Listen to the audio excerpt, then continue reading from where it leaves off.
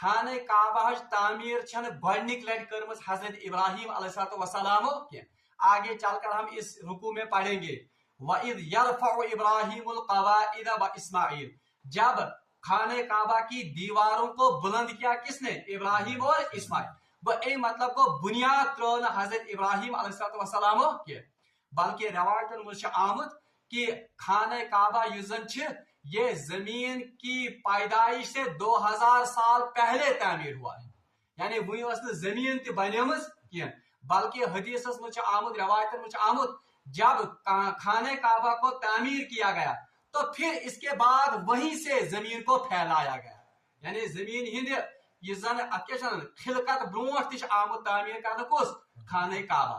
बल्कि कुरान पाकस मज सूरह आल इमरान आयत नंबर 95 इन्ना अव्वल बैतु वुज़िअ लिन्नास बिबक्का, यानी सबसे